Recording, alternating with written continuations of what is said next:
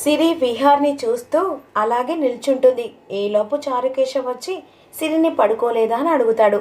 అప్పుడు సిరి రేపొద్దున నువ్వు జాగింగ్కి వెళ్ళాలి కదా, వెళ్ళేసరికి అక్కడి నుంచి చారుకేశవ వెళ్ళిపోతాడు.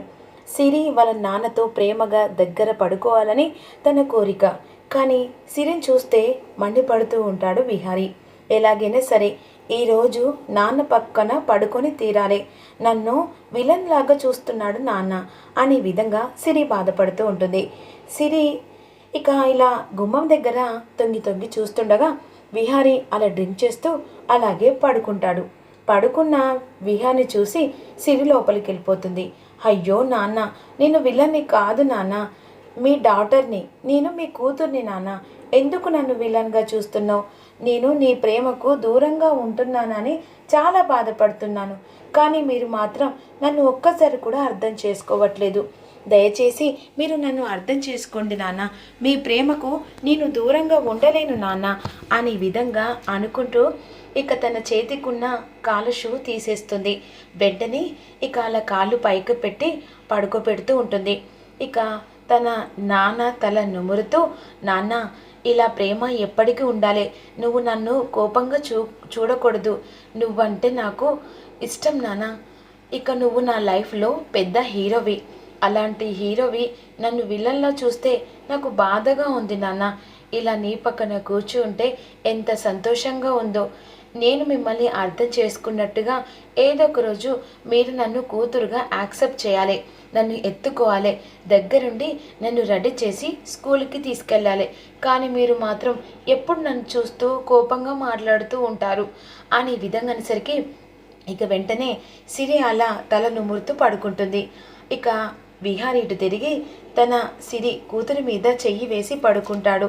అబ్బా, ఎంత సంతోషంగా ఉంది నాన్న, ఇలా నీ పక్కన పడుకుంటే, అసలు ఇలా తండ్రి దగ్గర పడుకుంటే ఇంత సంతోషంగా ఉంటుందని నాకు తెలియదు కదా, ఇలా నీ పక్కన పడుకోగానే నువ్వు ప్రేమతో నా మీద చెయ్యి వేయంగానే నాకు చాలా సంతోషంగా ఉంది నాన్న అనే విధంగా సిరి తన నాన్న నుదుటి పైన ముద్దు పెడుతూ ఉంటుంది. ఈలోపు విహారికి లక్ష్మి కల్లోకి వస్తుంది. లక్ష్మి వచ్చి విహారీ తల నుమురుతూ, ఇక విహారీ గారు మీరు ఇలా పడుకుంటే చాలా సంతోషంగా ఉంటుంది, మీరు ఇలా పడుకుంటే నాకు ముద్దొచ్చేస్తూ ఉంటాడు, ఒక చంటి బాబు ఎంత ప్రేమగా ఒక తల్లి దగ్గర అలా పొత్తిళ్లలో పడుకుంటారు, అలాగే అనిపిస్తూ ఉంటుంది. కానీ విహారీ గారు మీరు ఎప్పటికీ మర్చిపోకూడదు, ఒకవేళ మర్చిపోతే ఇక లక్ష్మి బ్రతకలేదు అని అంటుండగా, లేదు లక్ష్మి, నేను మర్చిపోలేను, ఎందుకు మర్చిపోతాను అనే విధంగా ఇక విహారీ వెంటనే సిరి మీద చెయ్యి వేస్తాడు. ఈ లక్ష్మి ఎవరు? నాన్న లక్ష్మిని ఎందుకు కలవరిస్తున్నాడు? అయినా ఇలా నాన్న జీవితంలో లక్ష్మి అని చెప్పేసి ఆ రోజు పండు ఇక గ్రాని కూడా అన్నారు కదా, తన ఇంట్లో ఉండేది అని చెప్పేసి అన్నారు కదా, అసలు నాన్నకును తనకేం సంబంధం? ఎలాగైనా సరే రేపొద్దున గ్రానిని అడగాలి అనే విధంగా అనుకుంటుంది. ఈలోపు ఇక క్రిష్ రెడీ అవుతూ ఉంటాడు. అమ్మ, ఈరోజు నన్ను స్కూల్లో జాయిన్ చేయాలి. అది నీకంటే ముందే గుర్తుందిరా బడవ మీ అమ్మకి, ఇక త్వరగా రెడీ అయ్యి స్కూల్కి వెళ్ళాలంటే ముందు నువ్వు గుళ్ళోకి వెళ్ళి అమ్మతోని ఇక నీ పేరు మీద అర్చన చేపించుకొని ఆ తర్వాత నిన్ను స్కూల్లో తోలెత్తుందిరా అని చెప్పేసి బామ్మ అంటుంది. సరే బామ్మ, నేను వెళ్ళి రెడీ చేస్తాను అని చెప్పేసి రెడీ వచ్చిన తర్వాత వెంటనే బాబుకు హారతిచ్చి ఇక దేవుని దగ్గర బొట్టు పెట్టి, బామ్మ నేను బాబుని తీసుకెళ్ళి గుడి నుంచి అట్నుంచి స్కూల్కి పంపించేసి వస్తాను, సరే అమ్మా జాగ్రత్త, సరే బామ్మ అని ఇక బుక్స్ కావలసిన సంబంధించిన బుక్స్ తీసుకోవడం, ఫీజు కట్టడానికి వెళ్ళడం. మరోవైపు తెల్లారుతుంది. ఈలోపు అమ్మ సిరి అని చెప్పేసి పిలుస్తూ ఉంటుంది. తన గదిలో కనిపించేసరికి కంగారు పడుతుంది. ఇక పండు, సిరి తన గదిలో లేదేంటి? ఉందమ్మా, లేదురా, ఇందాక చూశాను. అయ్యో అమ్మ, ఈరోజు సిరమ్మ ఎక్కడుంది తెలుసా, చూద్దుగాని అని చెప్పేసి వెంటనే విహారీ పక్కన పడుకుంటుంది సిరి. ఏంటి, నా మనవరాలు నా కొడుకు దగ్గరనా? అంటే వాడు ప్రేమగా నిన్న రాత్రి కావాలని తన నాన్న దగ్గర పండుకోవాలని మరి విహారీ పడుకున్న టైం చూసుకొని వెళ్ళి పడుకుందక్క నీ మనవరాలు.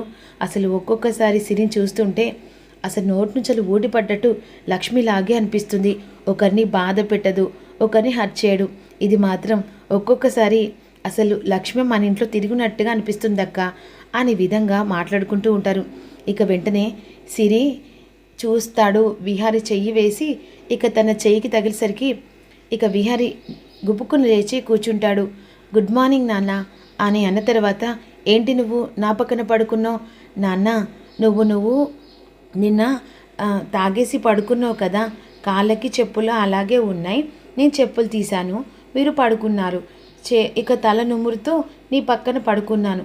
ఇంకోసారి నా గదిలోకి రాకని చెప్పాను కదా, మళ్ళీ ఎందుకు వచ్చావు అని కోపంగా అనేసరికి, ఏంటిరా నీ కూతురు మీద అంతరంకెలు వేస్తున్నావు, చెప్పమ్మ తనకి నా గదిలోకి రాకని అని విధంగానే వాష్రూమ్కి వెళ్ళిపోతాడు. సరే అమ్మా, మీ నాన్న గురించి పట్టించుకోకని స్కూల్కి టైం అవుతుంది, ఫస్ట్ స్కూల్ డే నాడు ముందే ఉండాలి కదా. గ్రాని ఇక నాదో స్మాల్ రిక్వెస్ట్. ఏంటమ్మా? ఈరోజు నాన్న నన్ను స్కూల్లో ఫస్ట్ రోజు కాబట్టి నాన్న డ్రాప్ చేయాలి. ఏంటి మీ నాన్న ఒప్పుకుంటాడా? ఒప్పుకునేలా నువ్వే చేయాలి గ్రాని, నీ మాట నాన్న ఖచ్చితంగా వింటాడు. ప్లీజ్ నాని, ఎలాగైనా సరే ఇక నా కోరిక నెరవేర్చు ప్లీజ్ అని చెప్పేసిన తర్వాత, అమ్మో బాబుగారితో చెప్పాలంటే భయం అమ్మా అని ఇక ఈ విధంగా ఈలోపు వెంటనే సిరి రెడవుతుంది. గ్రాని డాడీకి చెప్పావు కదా. ఇక వెంటనే విహారి గదిలోకి వెళ్తుంది యమున. విహారి ఎక్కడికి వెళ్తున్నావు? ఆఫీస్కమ్మా, వేరే మీటింగ్ పని ఉంది, అలాగే కొన్ని డాక్యుమెంట్స్ కూడా సంబంధించినవి, హరికృష్ణ టెక్నాలజీ సంబంధించిన విషయాలు కూడా మాట్లాడాలి. అలా వెళ్తున్నావు కదరా, 1/2 అవర్ ముందు పాపను స్కూల్లో జాయిన్ చేయాలి, నువ్వు వెళ్ళొచ్చు కదరా. ఇంట్లో సహస్ర లేదు, ఇక వదిన కూడా లేదు, నాక చేత కాదు, ఫస్ట్ డే రోజు కాబట్టి ఇక ఏమనుకోకుండా నా మాట కాదనిలేక ఇక నీ కూతుర్ని స్కూల్లో జాయిన్ చేయరా.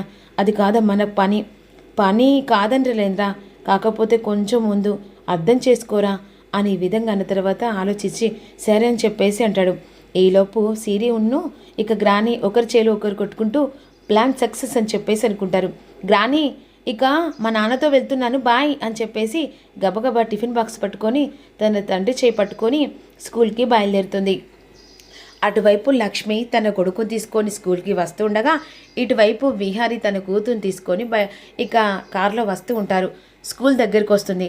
లోపలికి లక్ష్మి ముందు ఎంట్రీ ఇస్తుంది బాబుని తీసుకొని. ఇక ఆఫీస్ రూమ్లోకి వెళ్ళి ఇక టీచర్తో మాట్లాడుతూ ఉంటుంది. ఇక తను స్టడీ గురించి ఫీజు గురించి అన్నీ మాట్లాడుతూ ఉంటుంది. ఈలోపు అదే సమయానికి విహారీ తన కూతుర్ని తీసుకొని ఇక్కడికి వచ్చేస్తాడు. క్రిష్ బయట నిలబడతాడు. ఇక సూపర్ మ్యాన్ అని చెప్పేసి వెంటనే విహాన్ని చూస్తాడు. ఏంటి సూపర్ మ్యాన్ మీరు ఇక్కడ? ఏం లేదు, నేను ఇదే స్కూల్లో జాయిన్ అవ్వడానికి వచ్చాను. ఓ నువ్వు కూడా ఇదే స్కూలా? ఇక ఒకటే స్టడీ అంటే మన ఇద్దరం ఒకటే క్లాస్ అన్నమాట అని క్రిష్ను సిరి అనుకుంటూ ఉంటారు. అవును, మీ మమ్మీ స్కూల్లో ప్రిన్సిపాల్తో మాట్లాడుతుంది సూపర్ మ్యాన్.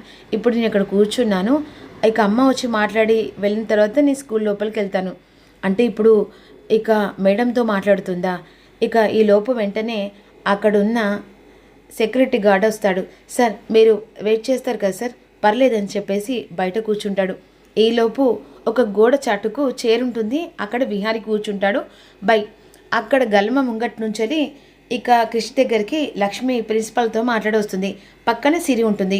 అమ్మ సిరి, ఎలా ఉన్నావమ్మా? బాగున్నాను. ఓ నువ్వు కూడా ఇదే స్కూలా? ఎవరొచ్చారు కనిపించట్లేదు? అదిగో మా నాన్నగారు వచ్చాడు నన్ను స్కూల్లో జాయిన్ చేయడానికి. ఓ అవునా, ఇగో ఎప్పుడు చూసినా మా నాన్నను పరిచయం చేయలేదని చెప్పేసి అవాయిడ్ అయిపోతుంది. ఈరోజు మా నాన్నను పరిచయం చేస్తాను. ఇక పర్లేదమ్మా. లేదు, ఈసారి మీరు మా నాన్న చూడాలి. అవునమ్మా, తనే సూపర్ మ్యాన్, నీకు కూడా ఎప్పుడో చెప్తూ ఉంటాను కదా ఆ రోజు నన్ను సేవ్ చేసిందని. ఓ అప్పుడు నుంచే నేను కూడా కలవలేదు, అతనికి కూడా ఇక కృతజ్ఞత చెప్పాలి కదా అని ఈ విధంగా అనుకుంటుండగా ఈలోపు ఇక మేడం ఫిలప్ చేస్తుంది ఫామ్. అదే సమయానికి బయట ఉన్న సిరిని పిలవరా అని చెప్పేసి ఇక అక్కడున్న సెక్రటరీతో చెప్తుంది. ఆ సెక్రటరీ బయటకు వచ్చేస్తుంది. ఈలోపు లక్ష్మి విహాన్ని కలవడానికి కాస్త ఒక అడుగుతో ముందడుగుతో లక్ష్మి ఎదురుపడు. కానీ ఈలోపు సెక్రటరీ పిలవడంగా వస్తున్నా అని చెప్పేసి అక్కడ విహాన్ని కలవబోతుండగా వెంటనే విధి ఇంకా కలవడానికి ప్రయత్నించాలి అన్నట్టుగా ఈలోపు లక్ష్మి మళ్ళీ ఆఫీస్లోకి వెళ్తుంది. ఫామ్ మొత్తం ఫిలప్ చేశాను మేడం, మీ సిగ్నేచర్ చేస్తే బాబుని జాయిన్ చేసి వెళ్ళొచ్చు అని ఫామ్ మీద సంతకం పెడుతుంది. సరే నాన్న, ఇక నేను బయలుదేరుతాను, బాయ్ సిరి అని చెప్పేసి అక్కడి నుంచి వెళ్తుండగా నాన్న అని చెప్పేసి వెంటనే ఇద్దరు కలిసి లోపలికి వెళ్తారు. ఇక మరోవైపు సిరి అలా వెళ్ళిపోతూ ఉంటుంది. వెళ్తున్న సిరి అన్ఎక్స్పెక్టెడ్గా విహారీ పాపం తీసుకొని లోపలికి వెళ్తుండగా వెనక తిరిగి చూసరికి లక్ష్మిలాగా కనిపిస్తుంది. అదేంటి, నేను చూసింది లక్ష్మేనా కాదా లేకుంటే నా భ్రమణ అని చెప్పేసి అక్కడ స్ట్రక్ అయిపోయి నిలబడి షాకింగ్గా చూస్తూ ఉంటారు. మరి రాబోయే ఎపిసోడ్లో ఏం జరుగుతుంది అనేది తెలుసుకుందాం. డోంట్ మిస్ ఇట్, చిన్న లైక్ చేయండి.